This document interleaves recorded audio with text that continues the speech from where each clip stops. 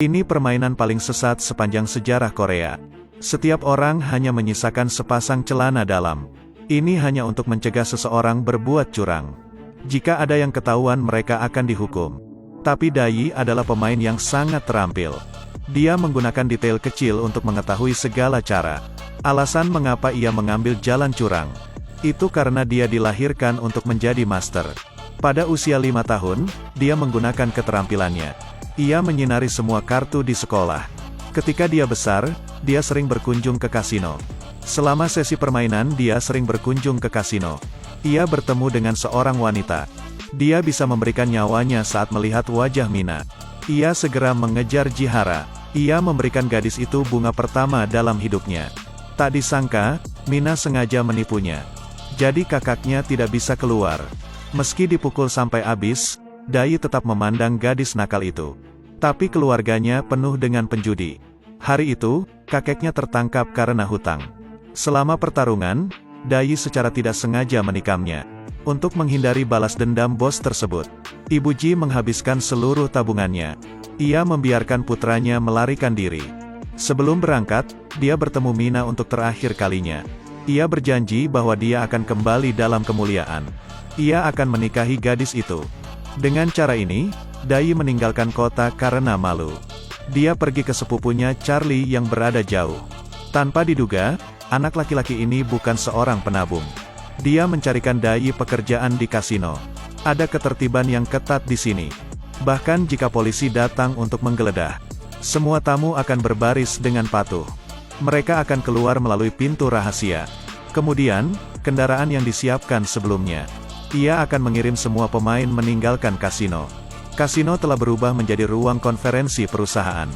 Jika kau memasukkan sekotak benih Cina yang mahal, polisi akan puas dan meninggalkan rutinitas ini. Dayi akan tercengang dibandingkan kasino di sini. Apakah kampung halamannya belum pernah melihat langit? Ia bersumpah menjadi tangan Tuhan di ibu kota. Namun untuk mencari nafkah, ia hanya bisa berjualan mie instan di kasino. Tak disangka, ia mendapat chips. Chips berguling di bawah sepasang sepatu. Rok merah menyala dan sosok menggairahkan. Wanita itu membuat Dayi tertarik. Dia memelintir binatang kecil yang menggoda itu. Ketika dia datang ke Dayi, dia mengembalikan kuda jelek itu kepadanya. Seperti yang diharapkan, semua manusia adalah binatang. Tepat ketika Dayi ingin berhubungan dengan Fei Fei, sepupunya tiba-tiba membangunkannya. Presiden memanggilnya untuk melihat Dayi. Setelah 5 bulan kerja keras, Presiden juga melihatnya. Ia kurang beruntung, dia diberi kesempatan untuk bermain di meja kartu. Tanpa diduga, Qianshu telah menyapu desa Guangnu. Ia meninggalkan semua tempat terbawah dari beberapa kamp. Sejak saat itu, dia juga mendapat fokus dari Presiden. Tidak seorang pun, apakah itu biksu atau chaebol, ia bisa mengalahkan Dayi. Bawahannya sudah melalui 1 putaran. Bahkan sang Presiden menunjukkan ekspresi puas. Ini ketika melihat semakin banyak jebakan. Sejak saat itu, Dayi menjadi kartu teratas di kasino. Sementara sepupunya menjadi pelayan mengantarkan mie instan. Bahkan wanita cantik di kasino pun tidak kabur. Setelah minum, dia secara keliru menganggap Yu Zian sebagai pasangan. Keduanya menjadi lepas kendali. Namun Presiden juga fokus pada wanita ini. Yu Zian adalah seorang janda. Dia mewarisi 10 miliar properti mantan suaminya. Presiden ingin bertaruh pada jebakan ini. Ia ingin menyimpan uang itu sebagai miliknya. Tugas penting seperti itu, tentu saja ada di kepala Dayi. Beberapa orang mendiskusikan tindakannya. Pertama, biarkan Yu Zian memenangkan uang tunai 100 juta. Ini yang akan membuatnya cepat kehilangan akal. Dayi memperhatikan, semakin banyak uang yang dia ambil, semakin dia merasa khawatir. Bagaimanapun, dia adalah wanitanya. Dayi mau tidak mau menemukan Yu Zian. Ia memberitahunya rencana Presiden. Sebelum pergi, dia secara khusus menyuruhnya untuk tidak datang ke kasino. Tapi Yu Zian juga punya rencana kecilnya sendiri. Dalam beberapa hari, dia berinisiatif untuk berbaikan. Ia bahkan menatap Dayi dengan menawan. Dia adalah satu-satunya orang luar di meja itu. Itu adalah situasi yang pasti menang. Tapi akhir ceritanya di luar dugaan semua orang. Dia sekali lagi memenangkan uang tunai 2 miliar. Presiden bangkrut serta menutup kasino.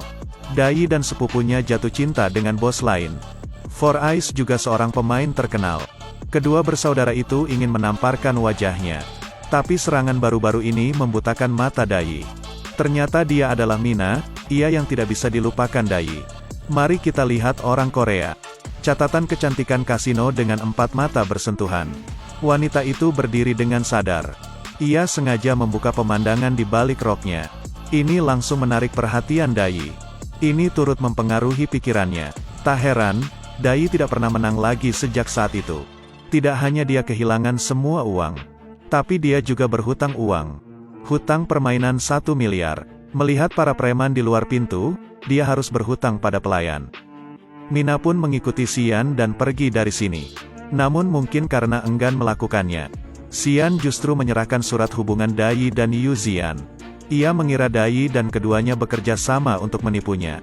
Presiden menugaskan si mata 4 untuk memukul pinggang Dai. Ia melumpuhkan tangan kanannya, ia mengikatnya seperti dog. Sejak saat itu, Dai hidup di jalanan. Awalnya ia ingin membalas dendam kepada presiden. Namun yang mengejutkan, Xian justru menipunya. Ia melaporkan presiden ke polisi. Sejak saat itu, Dai hanya bisa memakan sisa makanan orang lain. Saat dia sedang sangat dekaden, tiba-tiba Mina muncul. Dia mengajak Dai ke pesta, ia memberinya biaya perjalanan. Dai kehilangan muka dan ingin menolak. Namun perkataan Mina selanjutnya membuatnya putus asa. Ternyata sepupunya dan Xian sudah berkolusi. Saat Mina membuka jendela, ia memperlihatkan celana dalamnya. Dai pasti akan tertarik, jadi keduanya diam-diam bertukar kartu. Dia sangat marah karena sepupunya akan mengkhianatinya. Ia berbalik untuk menyembunyikan sisi buruknya. Tapi Mina terus berlari ke belakang. Dai juga ingin membalas dendam pada Xian. Tapi Mina menamparnya dan membangunkannya. Pada akhirnya, dia hanya mampu menerima kenyataan. Sekarang hidup ini milikmu sepenuhnya. Tapi jika kamu tidak bisa mengubahnya, kamu akan makan kotoran. Dia tidak punya karma selain bermain. Tangan kanannya dihapuskan. Trik curang yang salah telah dicoba saat itu. Kau sampah. Apakah menurutmu aku menyukai informasi tingkat 6? Orang-orang ini memiliki informasi tingkat 6. Tingkat 8. Dasar sampah tidak kompeten. Kau mau berbuat kotor. Kau mau membelot.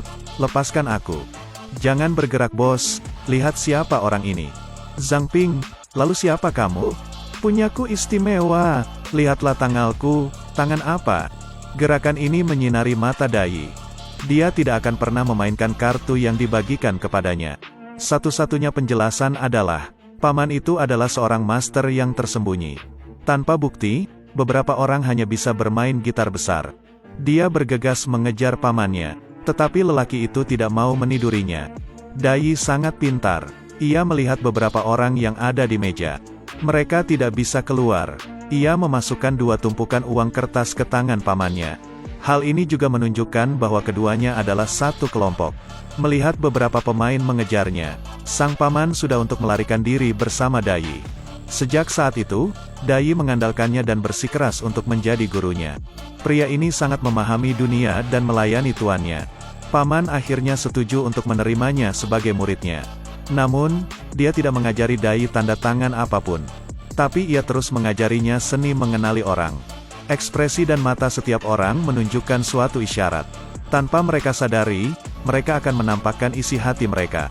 Lalu ia mengajak Dai, ia mulai dari permainan keluarga terkecil. Ia melihat segala macam trik dan perubahan wajah. Tanpa disadari, ilmu Dai sudah mencapai puncaknya. Namun hari itu, tanpa disangka ia bertemu dengan sepupunya. Saat itu, ia sedang panik. Melihat Dai hendak menggunakan tongkat untuk menanyainya. Sepupunya hanya bisa memberitahunya. Ini tentang konspirasi presiden. Semua orang penipu. Hanya Dai yang tidak tahu apa-apa. Sejak dia memasuki kasino, dia menjadi sasaran presiden. Ini termasuk Yu Zian, ia asisten yang diundang oleh presiden. Dia menggunakan perangkap ini untuk menjebak Dai.